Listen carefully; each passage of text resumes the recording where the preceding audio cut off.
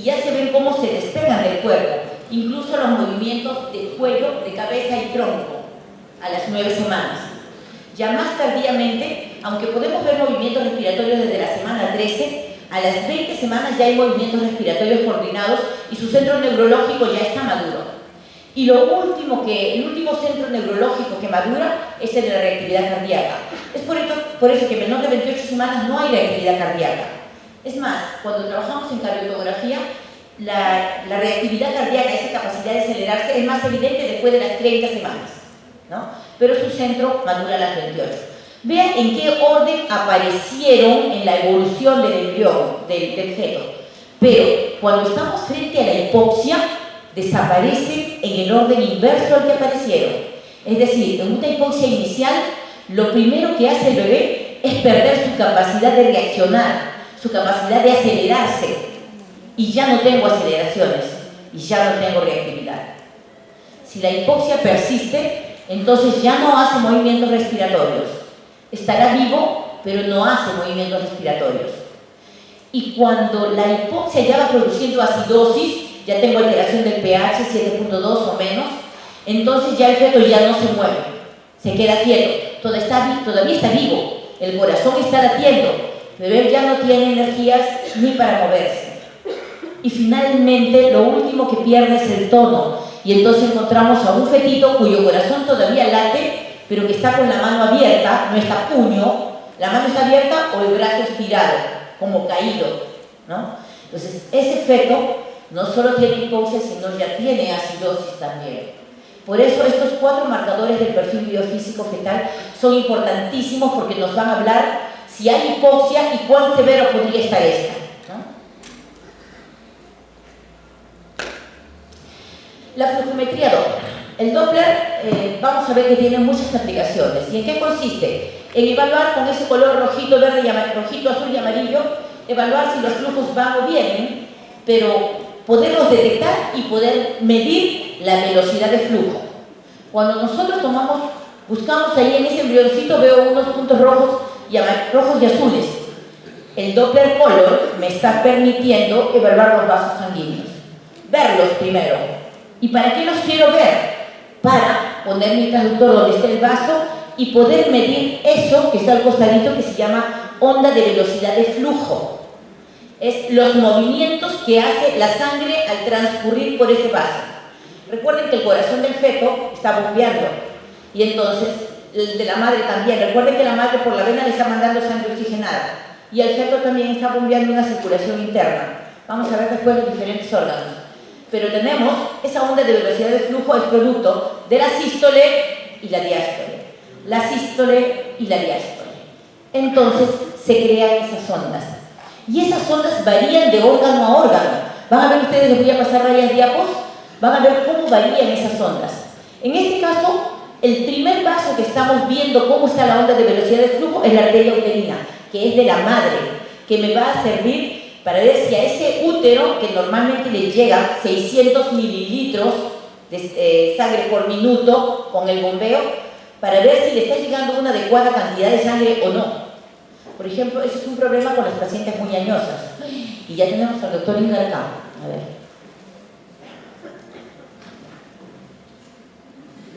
A tiempo siempre, doctor Ingarcán.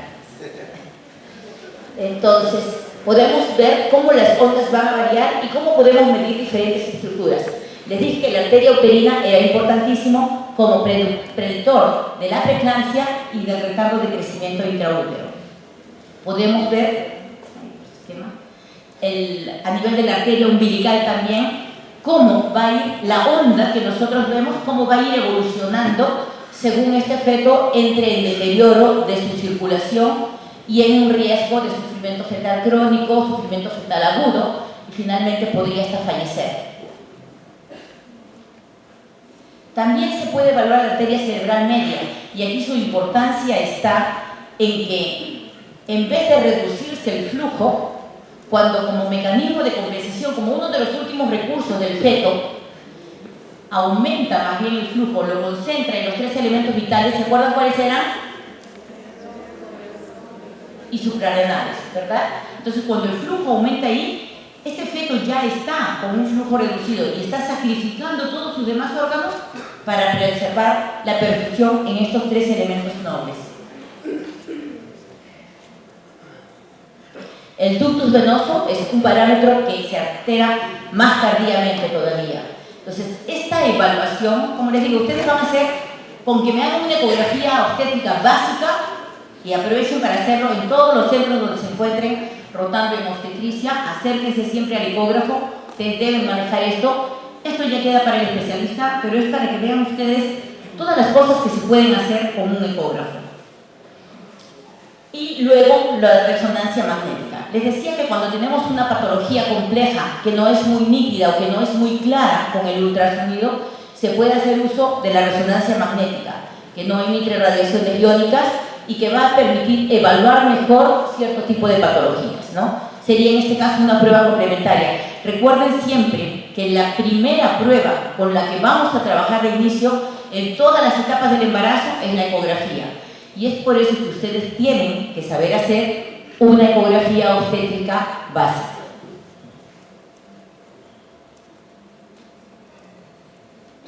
Sobre cardiotocografía, recuerden ustedes, ¿alguien ha visto cardiotocógrafos? ¿Quién no ha visto cardiotocógrafos? En todos los hospitales los tenemos en la unidad de medicina fetal o de vigilancia fetal y generalmente los tenemos en sala de partos. Todos han visto cardiotocógrafos, ¿verdad? Entonces es más fácil todavía. Recuerden que el cardiotocógrafo trabaja con dos transductores. Uno que vamos a poner sobre la espalda del bebé una vez que hemos hecho nuestra maniobra de Leopold para poder oír los latidos, y el otro que lo vamos a poner en el tercio superior del útero, en donde recuerden que allí inicia la contracción y allí termina la contracción. Entonces nos va a dar una mejor evaluación de cómo está la contracción uterina, cuánto dura, cuándo empieza y poderla correlacionar la contracción uterina con los latidos fetales, ¿no? Ver si produce algún deterioro en los latidos o no.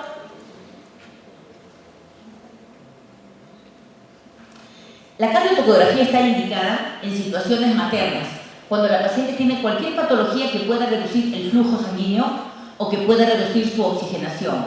Enfermedades crónicas, asma, tuberculosis, pacientes hipotensas por naturaleza, pacientes que han sangrado, pacientes desnutridas, ¿no? Entonces, cualquier tipo de patología materna que nos altere oxigenación o perfusión debe hacerse un monitoreo. Realmente se los hacemos a todas las pacientes en algún momento del embarazo. Podemos también tener condiciones fetales cuando tenemos un feto que no crece adecuadamente, que no se mueve adecuadamente. O podemos tener una patología anexial cuando tenemos, por ejemplo, una paciente que está sangrando, que tiene una placenta previa que está sangrando, o tenemos que tiene un circular único o doble alrededor del cuello, ¿no? Y sobre todo en el trabajo de parto, donde tenemos a una paciente en el estrés de las contracciones y queremos ver si tolera bien las contracciones del trabajo de parto. Más aún si por ahí nos dijeron que la placenta tenía cara de vieja, ¿no? Ya hablamos de la reactividad cardíaca en antes, esa capacidad de reaccionar y acelerarse. Y para mencionarles que existen dos tipos de pruebas en cardiotocografía. Tenemos el test de reposo, igual que un EKG que le hacemos a un adulto. Tenemos la prueba de reposo en donde simplemente evaluamos cómo están sus latidos, cómo están sus movimientos y correlacionamos ambos en condiciones basales, sin ningún estímulo externo. Salvo que lo encontremos muy dormido y no encontramos reactividad, entonces haremos un estímulo manual o un estímulo vibroacústico. Vean ustedes en la parte baja de ese trazado, no hay nada más que pequeñas agujitas que son movimientos fetales. Y en la parte de arriba vemos los latidos. En el estresante, por el contrario, vean que hay abajo. Está lleno de ondas, que son las contracciones. Puede ser un test estresante espontáneo, una paciente que está en trabajo de parto, por ejemplo, o puede ser un trabajo o un estresante inducido, en donde le ponemos suero y oxitocina a la paciente y simulamos las contracciones como en un parto para poder predecir si más adelante, cuando se le presenta el parto, va a tolerar bien el parto, si esa placenta con cara de vieja va a ser capaz de oxigenarlo o si ese circular único que hay al cuello se va a ajustar o no. Entonces vean cómo ambas pruebas nos pueden permitir, una en reposo, decir en qué condiciones está el feto, y la otra ir más allá, como un EKG de esfuerzo, decirnos si va a soportar el esfuerzo del trabajo de parto. Estos son los marcadores que les mencioné diapositivas atrás: la reactividad cardíaca, los movimientos respiratorios, corporales y el tono como marcadores agudos, y el líquido amniótico como una representación de cómo está la perfusión del feto, cómo está la perfusión renal y cómo está su diuresis. Y para terminar la segunda parte, que es más corta, procedimientos invasivos, ya hablamos de las biopsias de vellosidades coriales, la amniocentesis, la cordocentesis o funiculocentesis, ¿no? Todos ellos nos van a permitir, gracias al apoyo ecográfico, poder realizar estos procedimientos reduciendo los riesgos de accidentes que siempre pueden existir, y poder obtener la muestra que vimos en la primera parte en métodos diagnósticos, cómo obteniendo esas células podemos completar los estudios, hacer cariotipo, hacer estudios cromosómicos y genéticos, ¿no? La biopsia de vellosidades coriales les dije que se hacía más tempranamente, y es con una aguja a través del abdomen materno, en donde vamos a, con la ayuda ecográfica, ubicar dónde está la placenta y entrar a hacer una pequeña aspiración. Se hacen 2 o 3 punzadas para obtener el tejido. Y los resultados, como les mencioné, son muy rápidos. A diferencia de la amniocentesis, en donde no tomo células ni del feto, y al feto no lo tocamos, recuerdan, ni de la placenta, sino del líquido amniótico, esas células que tengo que cultivar un par de semanas, esperar que crezcan y luego poder realizar recién ahí el estudio. Su riesgo de complicación es menor, porque solo estoy tomando el líquido que rodea al bebé. Tenemos luego la cordocentesis, que puede servir también para capturar células, pero que básicamente se hace más como terapéutica en caso de fetos con hidroxianemia severa, donde se puede evaluar la hemoglobina directa del feto y hacer pequeñas transfusiones repetidas para tratar de que ese feto prolongue la sobrevida y pueda llegar a una etapa a una edad gestacional que sea más compatible con la sobrevivencia. Las pruebas de ADN, ya dijimos, para eso es que necesitamos capturar las células. Hay estudios de ADN incluso para paternidad, para ver si coincide el ADN del feto con el de los padres, ¿no? Aquí eso nos ayudó en un caso. ¿Alguien recuerda el caso de Claudina? Una chiquita, una adolescente que mataron, la encontraron con la barriga abierta, la mataron, la operaron, sacaron al bebé y la dejaron morir. Y el bebé se apareció en la maternidad de Lima con otra señora, que ahora está presa, diciendo que era su bebé. Hubieron algunas incongruencias por ahí, los estudios finales con un ADN terminaron precisando que no era la madre del bebé que llegó. Así que estudios de paternidad se hacen también con esa celularidad. La amnioscopía, el amnioscopio cada vez se usa menos. Se actúa más rápido, y a pesar que los que están en maternidad, pídanle a sus docentes, tienen 2 docentes en maternidad para el centro obstétrico, que les muestren un amnioscopio y que vean qué utilidad puede tener. La idea del amnioscopio es que necesito un cuello dilatado y puedo ver a través del cuello las membranas, si están íntegras o no y qué color tienen. A través de las membranas puedo vislumbrar el color del líquido amniótico, si es un líquido verde o totalmente transparente. Puedo ver incluso los pelitos del bebé que están sobrenadando en una presentación cefálica, o puedo ver los deditos de los pies que están por ahí moviéndose en una presentación podal, ¿no? Para posición no lo necesito, porque con una ecografía o un buen examen clínico lo puedo detectar, ¿no?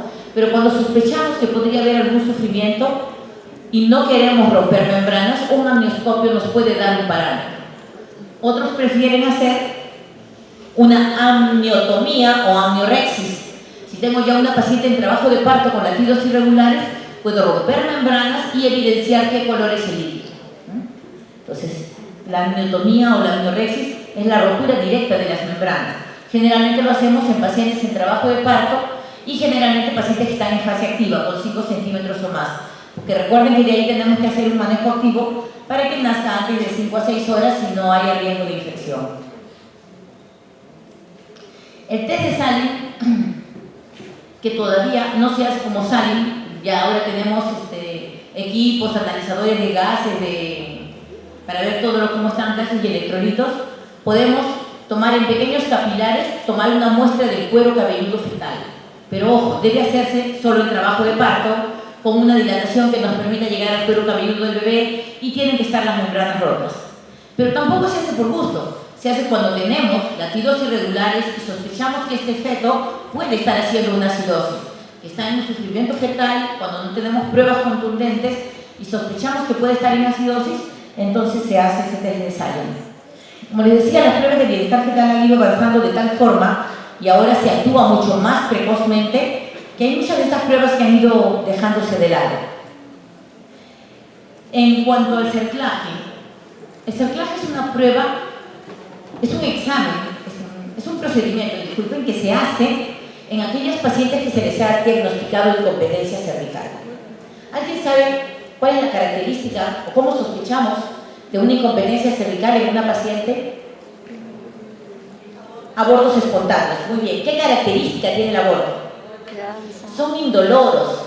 Recuerden que generalmente en los abortos la paciente viene porque el útero se contrae, tiene cólicos fuertes, luego viene el sangrado, luego pierde el líquido y finalmente se sale el bebé. Aquí no.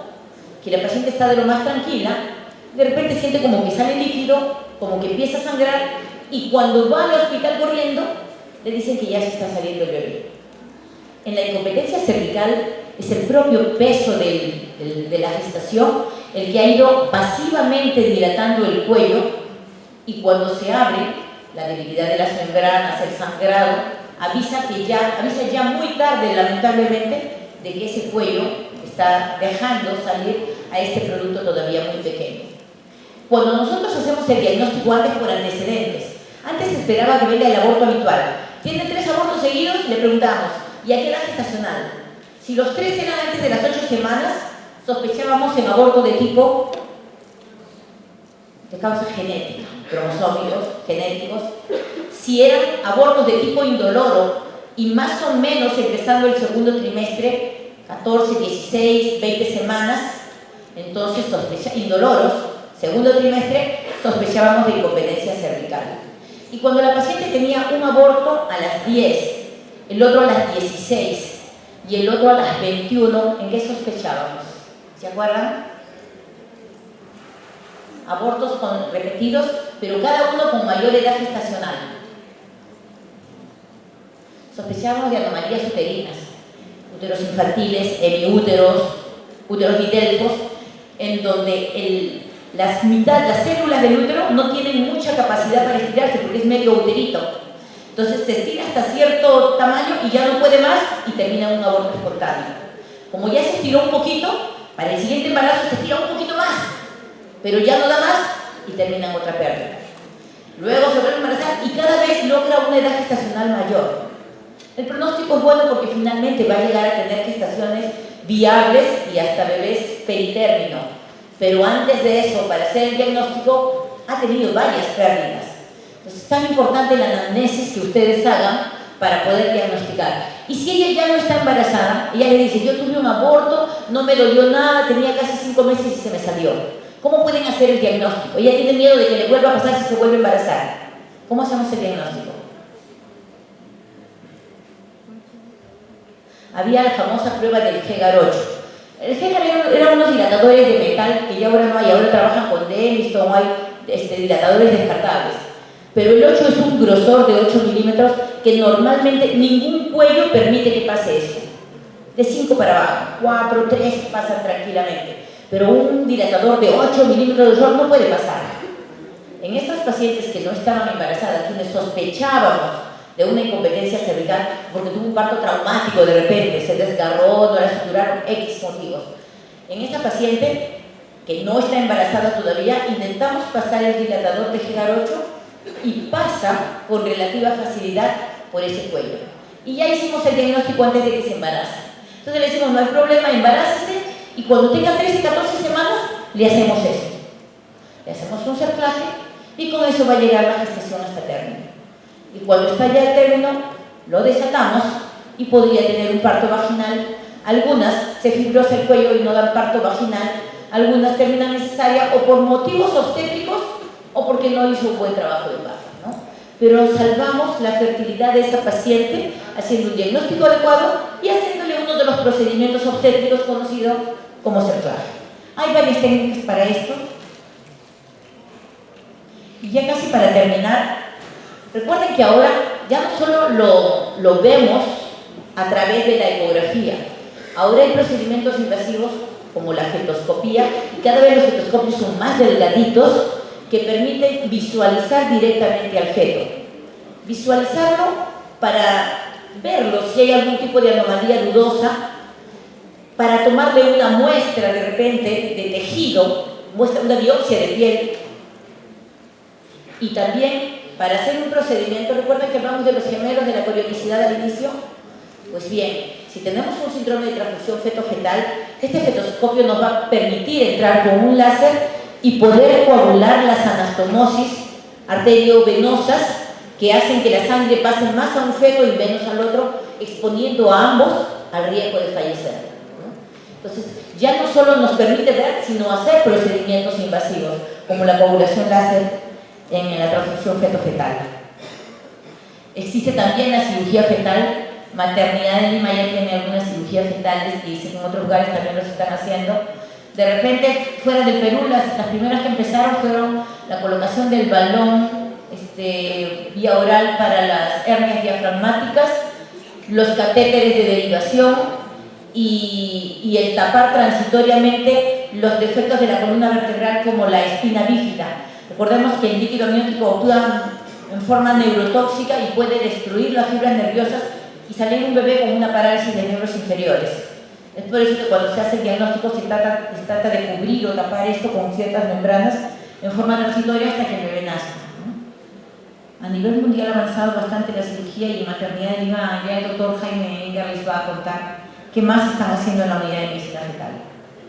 Y finalmente, bueno, eso es lo que yo les traía en relación a lo que es diagnósticos y procedimientos. Hemos dejado toda la parte del diagnóstico de malformaciones al doctor Inga, que es la segunda parte, y básicamente para decirles que lo que es en medicina sigue avanzando. En la ginecobstetricia cada vez tenemos más recursos. Desde el 1950, con Ian Donald, padre de la ecografía obstétrica, mucho se ha hecho hasta ahora, mucho se ha avanzado, y cada vez, y ahora con las pruebas inmunológicas, de inmunohistoquímica, se puede cada vez permitir evaluar mejor a ese binomio madre-niño y poder traer o permitir que ambos lleguen en las mejores condiciones al final del embarazo, ¿no? Una mamá feliz con un niño sano. Eso es todo lo que les traía, chicos.